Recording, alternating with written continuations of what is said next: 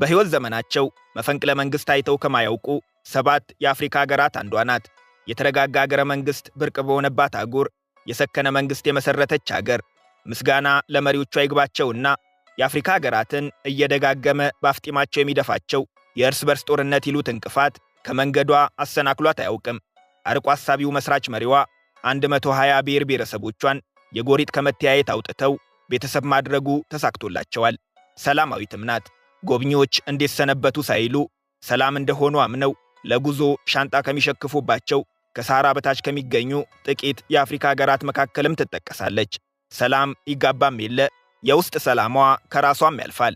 ጸበኞቹ የኢትዮጵያ ልጆች ሳይቀሩ ሰላም ሊፈጥሩ እርቅ ሊያወርዱ ሲያስቡ እዛ እንገናኝ ነው የሚባባሉት። ከጎረቤቶቿ ጋር ባላት መልካም ግንኙነትም አንድ ወደቧ ብቻ ለ7 ወደብ አልባ የአፍሪካ ሀገራት አገልግሎት ይሰጣል። ጥሎባት ሙዚቃ ትወዳለች። ሀገርኛውን ታራብ ሚውዚክ ከምዕራባውያኑ ሂፕሆፕና አር&ቢ ቀላቅላ የፈጠረችው ቦንጎ ፍላቫ የሙዚቃ ስልቷ ከአፍሪካ አልፎ የዓለምን ሕዝብ ያስጨፍራል። ድምፃዊዎቿም በአፍሪካ ሙዚቃ ስማቸው ከፊት ከሚጠሩት መካከል እየሆኑ መጥተዋል። ሀብታም ባያደርጋትም የበዛ የተፈጥሮ ሀብትም አላት።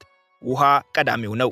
ውቅያኖስ በሉት ሐይቅ፣ ወንዝ በሉት ጅረት በምድሯ እንደ ልብን የሚፈሱት ላይላይዋ በውሃ መጥለቅለቁን አይተው ይሄማ እኛም አለን ብለው እንዳይመለሱ። ከርሰ ምድሯ በተፈጥሮ ጋዝ ክምችት የተሞላ ነው። ተፈጥሮ አፈሯ ውስጥ የደበቀችላት የወርቅ ክምችትም በአፍሪካ ምድር 4ኛ ደረጃን አሰጥቷታል። በምድራችን ላይ በስሟ የሚጠራ የተፈጥሮ ማዕድን ያላት ብቸኛዋ አገርም ናት። በዋጋ ባይሆንም ተፈልጎ ባለመገኘት ከአልማዝ በ1000 እጥፍ ውድ የሆነ ማዕድን ታንዛናይት ይባላል። ካሪቡሳና ገብተናል። ታንዛኒያ ኪሊማንጃሮ ላይ ወጥተን በአፍሪካ ምድር ፀሐይ ስትፈነጥቅ ከማንም ቀድመን ልናይ፣ ዛንዚባር ወርደን በህንድ ውቅያኖስ ልንለቃለቅ፣ ከዳሬ ሰላም አሩሻ፣ ከዶዶማ መዋንዛ፣ ዳላ ዳላ፣ ቦዳ ቦዳና ቱክቱክ እየተሳፈርን ሽር ልንል፣ ከምንም በላይ በቀድሞ ዘመን ጥለውን የሄዱትን ጥንታውያን ኢትዮጵያውያንን ያሉበት ድረስ ሄደን ልናይ፣ የአፍሪካ ህብረት መስራች አባት፣ የኮሚኒዝም አቀንቃኝ፣ የሶሻሊዝም ፈላስፋ የሙዋሊሙ ጁሊየስ ካባሬንጌ ኔሬሬ ሀገር ታንዛኒያ ገብተናል። አብራችሁን ቆዩ።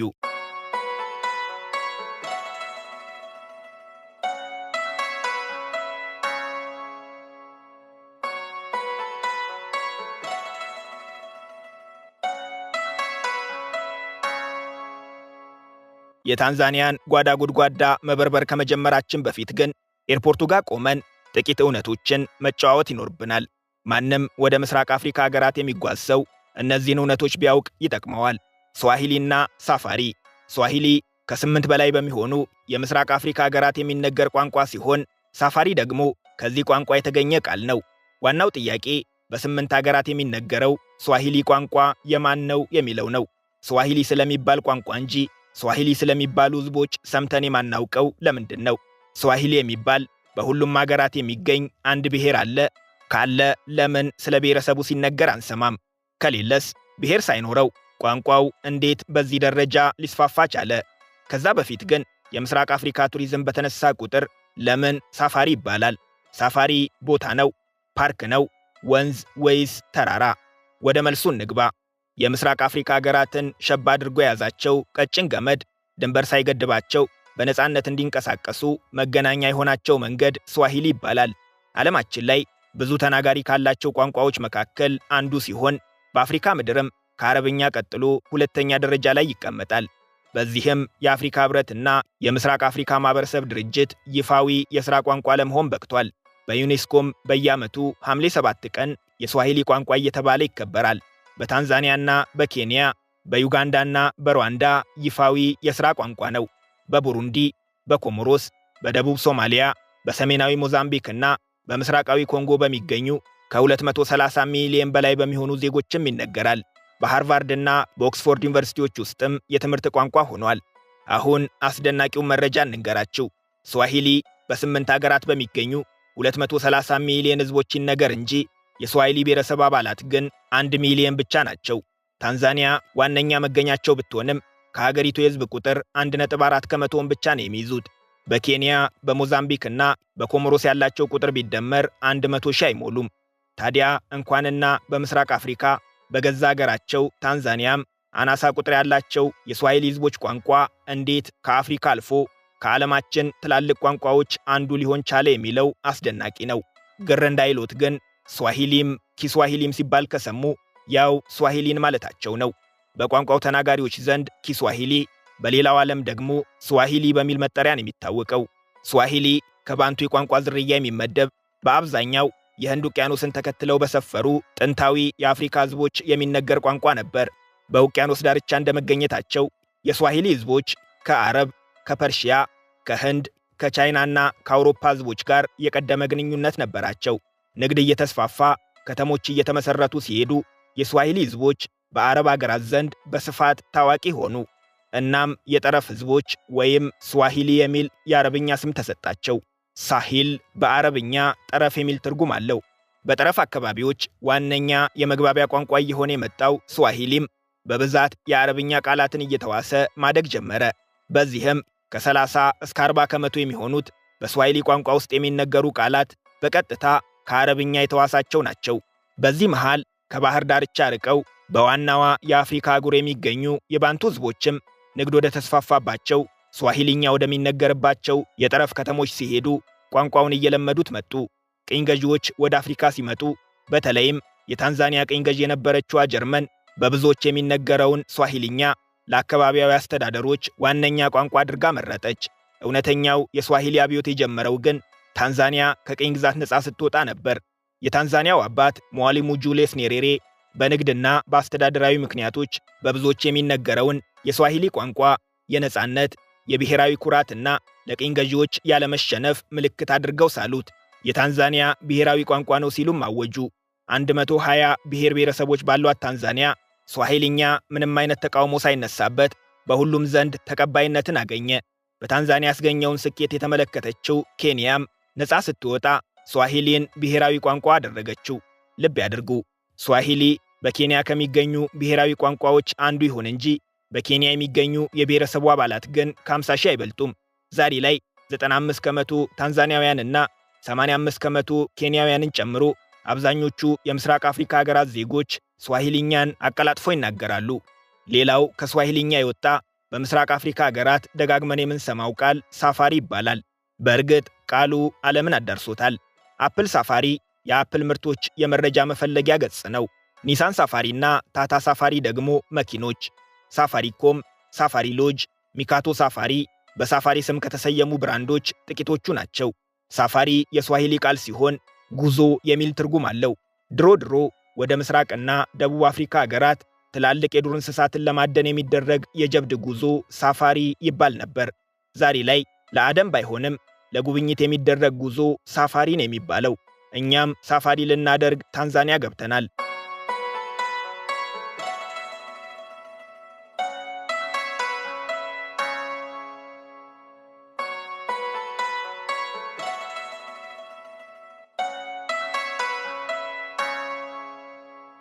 የታንዛኒያ ኢኮኖሚ የልብ ምት ብትሆንም የዋና ከተማነት ማዕረግ ግን አልተሰጣትም። ዳሬ ሰላም ይሏታል። የሰላም ቤት የሚል ትርጉም አለው። በህንድ ውቅያኖስ ዳርቻ የምትገኝ የ8 ሚሊዮን ዜጎች መኖሪያ ናት። በህዝብ ብዛት በታንዛኒያ ብቻ ሳይሆን በምስራቅ አፍሪካም ቁጥር 1 ደረጃ ላይ ትቀመጣለች። ዳሬ ሰላም ቆማ እንድትሄድ የጀርባ አጥንት የሆኗት ንግድና የወደብ አገልግሎቶች ናቸው። በህንድ ውቅያኖስ ላይ ከተገነቡ ወደቦች መካከል ከደርባን፣ ሞምባሳና ማፑቶ ቀጥሎ የዳሬ ሰላም ወደብ 4ኛ ደረጃ ላይ ይቀመጣል። 90 ከመቶውን የታንዛኒያ የውጭ ንግድ ከማንቀሳቀስ አልፎ ወደብ አልባ ለሆኑት 7 ጎረቤቶቿም አገልግሎት ይሰጣል። ዛምቢያና ዚምባብዌ፣ ሩዋንዳና ቡሩንዲ፣ ዩጋንዳና ማላዊን ጨምሮ ምስራቃዊ ኮንጎ ከዓለም የሚገናኙት በዳሬ ሰላም ወደብ በኩል ነው። ታንዛኒያን ጨምሮ 8 ሀገራት የሚጠቀሙትን የወደቡን አቅም ለማስፋት እንደ አውሮፓውያን አቆጣጠር በ2023 የተጀመረው ስራም ፍሬ እያፈራ ይገኛል። በእርግጥ ስራው የተጀመረ ሰሞን ተቃውሞ በርትቶበት ነበር። የታንዛኒያ መንግስት የዳሬ ሰላም ወደብ ኮንቴነር የመያዝ አቅሙ ትንሽ፣ የሚያስተናግዳቸው ተሽከርካሪዎች ውሱን፣ የአገልግሎት አሰጣጥ ስርዓቱም ቀርፋፋ ነውና ለውጥ ያስፈልገዋል አለ። ችግሩ ግን መንግስት የሚፈልገውን ለውጥ ለማምጣት የሚሆን የገንዘብ አቅሙ አልነበረውም። እናም ዲፒ ወርልድ ከሚባለው መሰረቱን ዱባይ ላይ ካደረገ የወደብ አልሚ ድርጅት ጋር በጋራ ብናለማ ወሰኑ። ነገርየው የሀገርን ሉዓላዊነት ይጋፋል፣ የህዝቡንም ጥቅም አሳልፎ ይሰጣል በሚል በአክቲቪስቶች፣ በተፎካካሪ የፖለቲካ ፓርቲዎችና በወጣት የሀገሪቱ ዜጎች ዘንድ ተቃውሞን አስነሳ። ተቃውሞው ግን ውሳኔውን የማስቀልበስ አቅም አልነበረውም። ዲፒ ወርልድን በ30 ዓመት ውስጥ $1 ቢሊዮን ያስወጣዋል የተባለው የማስፋፊያና የማስተዳደር ሥራ ከጀመረ ሁለተኛ ዓመቱን ያዘ። በአንድ ዓመት ውስጥ ብቻ በአገልግሎት አሰጣጥና በገቢ ላይ ያመጣው አዎንታዊ ለውጥ ግን ዛሬ ላይ ውሳኔውን እያስወደሰው ይገኛል። በተጨማሪም ዲፒ ወርልድ የወደቡን አቅም የማሳደግ ዘመናዊ ቴክኖሎጂዎችን የመግጠምና ኋላ ቀር አሰራሮችን የማዘመን እንጂ ከወደብ አገልግሎቱ የሚገኙ ዋጋዎችን የመወሰን የወደቡን ገቢ የመሰብሰብ ደህንነቱንም የማስጠበቅ ሙሉ ስልጣን ያለው የታንዛኒያ መንግስት ነው። አሁን ወደ መሃል ዳሬ ሰላም ዘልቀን እንግባ። በአፍሪካ ፀሐይ አይኗን ሳትገልጥ ከተሞች ሳይነቁ የደላቸው ነዋሪዎቻቸውም ካልጋቸው ሳይወርዱ ማልደው ወጥተው በየከተሞቻቸው ጎዳና ነፍስ የሚዘሩት ነዋሪዎቻቸውን የሚቀሰቅሱት የትራንስፖርት አገልግሎት ሰጪ ሹፌሮች ናቸው። የሚይዟቸው መኪኖች በአዲስ አበባ ታክሲ፣ በናይሮቢ ማታቱ፣ በዳሬ ሰላም ደግሞ ዳላዳላ ይባላሉ። በአብዛኞቹ የአፍሪካ ከተሞች እንደተለመደው ጥቂት ከፍለው ብዙ መጓዝ፣ ከተማሪዎች ጋር መጋፋት፣ ከነጋዴዎች ጋር ማውጋት፣ ከእውነተኞቹ ነዋሪዎች ጋር ሚስጥር መጋራት ከፈለጉ ታንዛኒያ ሲመጡ ዳላዳላን ይጠቀሙ። መንገድ ተዘግቶ ትዕግስቶን ቢፈታተነው ካሰቡት ቦታ ሳይደርሱ የቀጠሮ ሰዓት ቢረፍድቦት ግን እኔ የለውበትም። ከቸኮሉ ፒኪፒኪ ወይም ቦዳቦዳን ይጠቀሙ። በዳሬ ሰላም ጎዳናዎች ፒኪፒኪ ወይም ቦዳቦዳ ሲባል ከሰሙ ሞተር ሳይክልን ማለታቸው ነው። ከአዲስ አበባ በተለየ በአብዛኞቹ የምስራቅ አፍሪካ ከተሞች የትራፊክ መጨናነቅን በቀላሉ ለማለፍ ሕዝብ የማጓጓዝ አገልግሎት ይሰጣሉ። የእኛዎቹ ባጃጆችም በታንዛኒያ በስፋት ይገኛሉ። ስማቸው ግን ባጃጅ ሳይሆን ቱክቱክ ነው የሚባለው። የሞተር ሳይክልን ያህል ባይፈጥኑም ዳላዳላ በማይደርስባቸው ከከተማ ወጣ ባሉ የውስጥ ለውስጥ መንገዶች ለመንቀሳቀስ ቀዳሚ ምርጫ ናቸው። ዳሬ ሰላም ቢአርቲ ወይም የፈጣን አውቶቡስ አገልግሎት መጠቀም የጀመረች የመጀመሪያዋ የምስራቅ አፍሪካ ከተማም ናት። ዳርት ይባላል። በሰማያዊ ቀለማቸውና በፍጥነታቸው የሚታወቁ ባሶች አሉት። በትራፊክ መጨናነቅ በምትታወቀው ዳሬ ሰላም የዳርት ባሶች በራሳቸው መስመር የሚሄዱ አነስተኛ ታሪፍ የሚያስከፍሉ በሰራተኛው መደብ ዘንድ በብዛት የሚመረጡ ቢሆንም ፍላጎትና አቅርቦት ባለመመጣጠኑ ግን በሥራ መግቢያና መውጫ ሰዓቶች ረጅም ሰልፎችን መመልከት የተለመደ ነው። ዳሬ ሰላም የገንዘብ ዝውውርን ወደ ቴክኖሎጂ የቀየረች ልክ እንደ ኬንያዋ ናይሮቢ ሁሉ ከፍተኛ መጠን ያለው የሞባይል ገንዘብ የምታንቀሳቀስ ከተማም ናት። ከጉልት እስከ ሱፐርማርኬት፣ ከጎዳና ላይ ንግድ እስከ ሰራተኛ ደሞዝ በሞባይል ገንዘብ መክፈል ባህላቸው አድርገውታል። ይህም የጥሬ ገንዘብ ህትመትን በማስቀረት ሀገራቸውን ከተጨማሪ ወጪ ይታደጋታል። ሕይወት በነጋዴና በፖለቲከኞች መንደር ያላትን የፍጥነት ልዩነት ለማየት ከዳሬ ሰላም ወደ ዶዶማ፣ ከባህር ዳርቻ ወደ መሃል አገር መሄድ ይኖርብናል። ከዳሬ ሰላም ጫጫታ ወጥተው የዶዶማ ሹክሹክታ ሲቀበሉት የፖለቲከኞች ልብ ረጋ እያለ እንደሚመታ ያስተውላሉ። ዶዶማ የታንዛኒያ የፖለቲካ ዋና ከተማ ናት። ከንግድ ዋና ከተማዋ ዳሬ ሰላም ጋር ካነጻጸሯት ትንሽ ናት። ሰማይ ጠቀስ ሕንፃዎች የማይታዩባት፣ ያም ሆኖ ለማመን በሚከብድ ፍጥነት በማደግ ላይ ትገኛለች። እዚህም እዚያም ቁፋሮ፣ እዚህም እዚያም ግንባታ ሲያዩ የፍጥነቱ ልክ ይገባውታል። እንደ አውሮፓውያን አቆጣጠር በ2012 400 ሺህ ብቻ የነበሩት ነዋሪዎቿ በ2022 800 ሺህ ደርሰዋል። በ10 ዓመት ውስጥ ብቻ በእጥፍ አድጋለች ማለት ነው። ዶዶማን ዋና ከተማ የማድረጉ ሥራ እንደ አውሮፓውያን አቆጣጠር በ1974 በታንዛኒያው አባት በmwalimu ጁልየስ ኔሬሬ ነበር የተጀመረው። ኔሬሬ እንዲህ ሲሉ ወሰኑ። ቱሪስት አይደለን፣ ባህር ዳርቻ ምን እንሰራለን?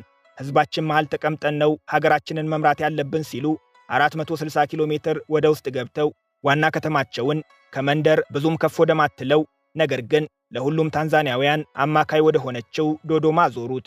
በእርግጥ አዞሩት የሚለው ከውሳኔ ያለፈ አልነበረም። ዋና ከተማው ወረቀት ላይ ወደ ዶዶማ ቢዞርም በተግባር ማዞሩ ግን ቀላል አልነበረም።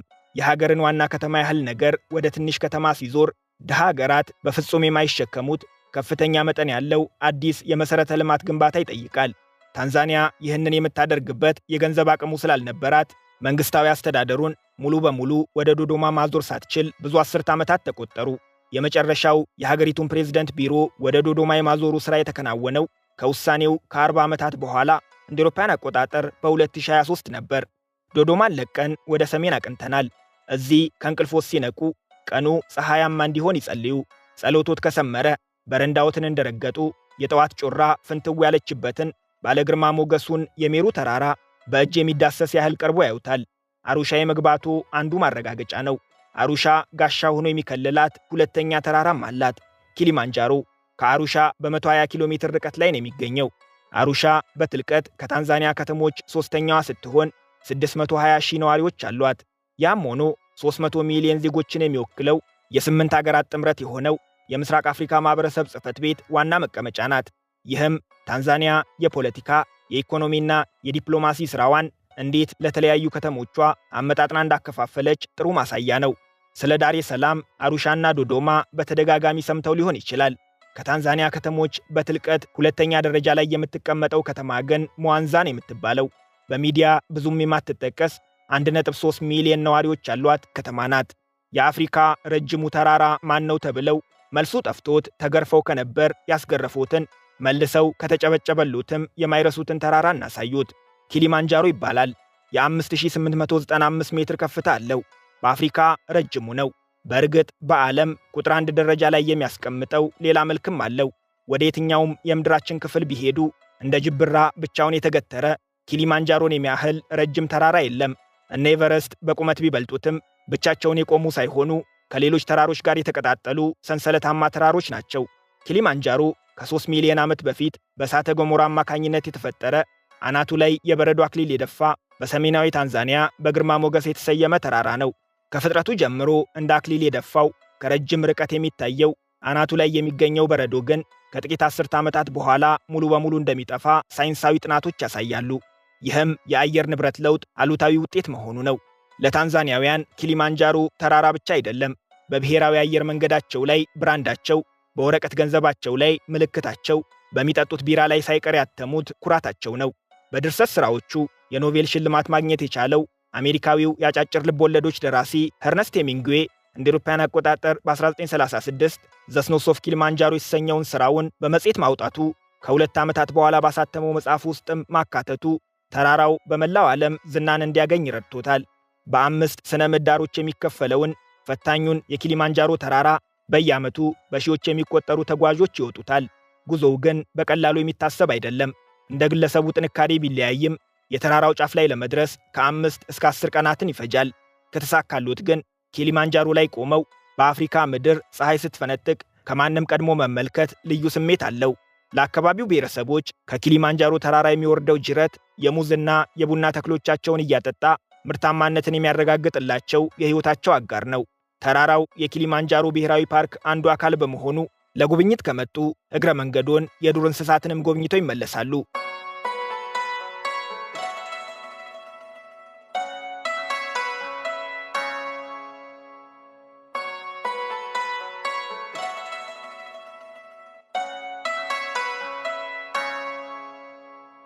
ስለ ታንዛኒያ ያለን ምስል ሙሉ እንዲሆን የውሃ ሀብቶቿን መመልከት፣ ወንዞቿን መከተል ይኖርብናል። ከምንም በላይ ከኬንያ እስከ ሞዛምቢክ ድንበር የተዘረጋው የ1400 ኪሎ ሜትር ዝመት ያለው የህንድ ውቅያኖስ ዳርቻዋ አካላዊ ውበትን ከኢኮኖሚ አቅም ያላበሳት ሀብቷ ነው። ታንዛኒያ የሐይቆች አገርም ናት። ሀገሪቱ ራሷ እንደ አውሮፓውያን አቆጣጠር በ1974 ታንዛኒያ የሚለውን ስሟን ከማግኘቷ በፊት ታንጋኒካ ነበር የምትባለው። ታንጋኒካ ደግሞ ከቡሩንዲ፣ ከዲሞክራቲክ ሪፐብሊክ ኦፍ ኮንጎና ከዛምቢያ የሚያዋስናት 673 ኪሎ ሜትር ስፋት ያለው ሐይቅ ነው። በ1400 ሜትር ጥልቀትም የዓለማችን ሁለተኛው ጥልቁ ሐይቅ ሲሆን በውስጡም በየትኛውም የዓለም ክፍል የማይገኙ ከ300 በላይ የዓሣ ዝርያዎች አሉት። በጂኦግራፊ መጻሕፍቶቻችን የምናውቀው 2400 ስኩዌር ኪሎ ሜትር ስፋት ያለው የነጭ አባይ መነሻ የሆነው ታላቁ የቪክቶሪያ ሐይቅም በታንዛኒያ ከሚገኙ ሐይቆች አንዱ ነው። የቪክቶሪያ ሐይቅ ከዩጋንዳና ኬንያ ጋር የምትጋራው ቢሆንም የሐይቁ ትልቁ አካል የሚገኘው በታንዛኒያ ነው። 49 ከመቶ በታንዛኒያ፣ 45 ከመቶ በዩጋንዳ፣ 6 ከመቶ ደግሞ በኬንያ። በዚህም በሦስቱ አገራት መካከል ለሚደረግ ንግድና የሕዝብ ለሕዝብ ግንኙነት የማይተካ ሚና ይጫወታል። የኒያሳ ወይም የማላዊ ሐይቅም 580 ኪሎ ሜትር ዝመት ያለው ታንዛኒያ ከማላዊና ከሞዛምቢክ ጋር የምትጋራው በታንዛኒያ ከሚገኙ ሐይቆች 3ኛ ደረጃ ላይ የሚቀመጥ ነው። ከመሃል ታንዛኒያ እየተነሳ ወደ ህንድ ውቅያኖስ የሚፈሰው ሩፊጂ ደግሞ የታንዛኒያ ትልቁ ወንዝ ነው። በሀገራችን የአባይ ግድብ ግንባታ ትልቅ መነጋገሪያ እንደነበረው ሁሉ ታንዛኒያውያን መጠናቀቁን በተስፋ የሚጠባበቁት የጁሊየስ ኔሬሬ የኃይል ማመንጫ ግድብ በዚህ ወንዝ ላይ ነው የሚገነባው። ከኪሊማንጃሮ ተራራ እየተነሳ ለበርካታ የአካባቢው ገበሬዎች የሕይወት ምንጭ የሆነው የፓንጋኒ ወንዝ፣ ታንዛኒያ ከሞዛምቢክ የምትዋሰንበትን ድንበር ያሰመረው የሩቭማ ወንዝና የቪክቶሪያ ሐይቅ ገባር የሆነው የካጌራ ወንዞችም ለታንዛኒያውያን የዕለት ተዕለት ሕይወት የማይተካ ሚና ይጫወታሉ። በቱሪስት መዳረሻነቷ በተጓዦች ዘንድ ዝነኛ የሆነችው ዛንዚባር ሀገር አይደለችም። ራስ ገዝ ብትሆንም የታንዛኒያ አካል ናት። 1.8 ሚሊዮን ነዋሪዎች አሏት። ከታንጋኒካ ጋር ውህደት በመፍጠር ታንዛኒያ የዛሬ ስሟን እንድትይዝ ምክንያት ሆናለች። 2 ትላልቅና በርካታ ትናንሽ ደሴቶች አሏት። ዛንዚባር የሚለው ስሟ የሁሉም ደሴቶች ጥቅል መጠሪያ ሲሆን ትልቁ ደሴቷ ኡንጉጃ፣ ዋና ከተማዋም ዛንዚባር ሲቲ ይባላሉ። ዛንዚባር ዓለማችን ላይ ከሚገኙ ታይተው ከማይጠገቡ የውቅያኖስ ዳርቻዎች አንዷ ናት። ቱሪዝም ከገቢዋ 25 ከመቶውን ይይዛል። ቅንጡ ሆቴሎች፣ ሪዞርቶችና የመዝናኛ ማዕከላትም አሏት። ድሮ ድሮ የቅመሟ ደሴት ነበር የምትባለው። የዓለማችን ምርጦቹ ቅርንፉድና ቀረፋ ሀገራቸው እዚህ ነው። ነዋሪዎቿም ከሌላው የታንዛኒያ ሕዝቦች በተለየ ከውጭ አገራት ዜጎች ጋር የተቀየጠ ማንነት አላቸው። ቀደም ሲል ስዋሂሊ ያልናቸው ሕዝቦች ዋነኛ መገኛቸው እዚህ ነው። በነገራችን ላይ የዓለማችን አጭሩ ጦርነት የተካሄደው የት ነው ቢባሉ የዛንዚባርን ስም እንዳይረሱ።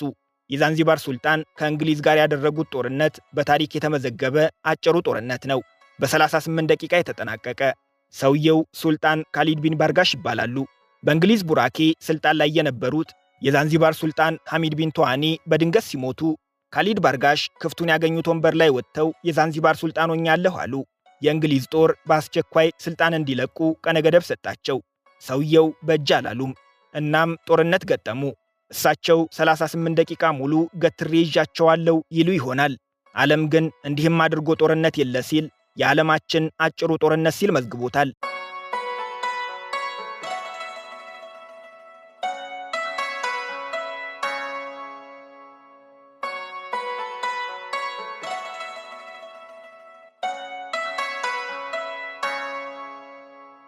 ማሳረጊያችንን በታንዛኒያ ስለሚገኙ ወገኖቻችን እናንሳ። በሀገራችን ኢትዮጵያውያን ዝርያዎች በታንዛኒያ እንደሚገኙ በስፋት ሲነገር ይሰማል። ይህ ተመሳሳይ እምነት በታንዛኒያም ይገኛል። ሆኖም እውነቱን ማጥራት ይኖርብናል። ከኢትዮጵያ እንደመጡ የሚታመንባቸው በርከት ያሉ የታንዛኒያ ብሔረሰቦች መኖራቸው ባይካድም ጉዟቸው ረጅም ዘመናትን ያስቆጠረና ምንም አይነት ታሪካዊ ሰነድ የማይገኝለት በመሆኑ ከዚህ በኋላ የምንነግራቸው ከማህበረሰቡ አዛውንት የተገኙ አፈታሪኮችንና ከቋንቋ ጥናት ተነስተው ባለሙያዎች የሰጡትን ብያኔ ነው። ከዛሬዋ ኢትዮጵያ ተነስተው በኬንያና በደቡብ ሱዳን በኩል አድርገው ታንዛኒያ ገቡ ተብሎ ከሚታመንባቸው ብሔረሰቦች መካከል የራንጊ ሕዝቦች ቀዳሚዎቹ ናቸው። የብሔረሰቡ አዛውንቶችም በግልጽ ከኢትዮጵያ የሚመዘዝ የዘር ሐረግ እንዳላቸው ያምናሉ። የቋንቋ ዝርያቸውም በአካባቢው ባልተለመደ መልኩ ከኩሸቲክ ቋንቋዎች የሚመደብ ነው። የደቡብ ኩሸቲክ ይባላል። በኢትዮጵያ በብዛት ከሚነገሩት ኦሮምኛ፣ አፋርኛና ሲዳምኛ ቋንቋዎች ጋር የሚመደብ ነው። የዶዶማ ግዛት ዋና መገኛቸው ነው። በታንዛኒያ ከሚገኙ የኩሸቲክ ቋንቋ ተናጋሪዎች መካከል ከፍተኛ ቁጥር ያላቸው የኢራቅ ሕዝቦች ናቸው። በሰሜናዊ ታንዛኒያ በአሩሻ ግዛት በተለይም በኪሊማንጃሮ አቅራቢያ በምትገኘው ካራቱ ከተማ በስፋት ይኖራሉ። የጎሮዋ ወይም የጎጎ ሕዝቦችም ከኢትዮጵያ ብቻ ባይሆንም በዋናነት ግን ከኢትዮጵያ ተነስተው በታንዛኒያ በተለይም በዶዶማ ግዛት መኖሪያቸውን ያደረጉ ከደቡብ ኩሸቲክ ቋንቋ ተናጋሪ የታንዛኒያ ሕዝቦች መካከል ናቸው። የናይሎቲክ ቋንቋ ተናጋሪዎቹ የዳቶጋ ሕዝቦች ደግሞ ከደቡብ ምዕራብ ኢትዮጵያና ከደቡብ ሱዳን አካባቢዎች ወደ ታንዛኒያ መግባታቸው ይታመናል።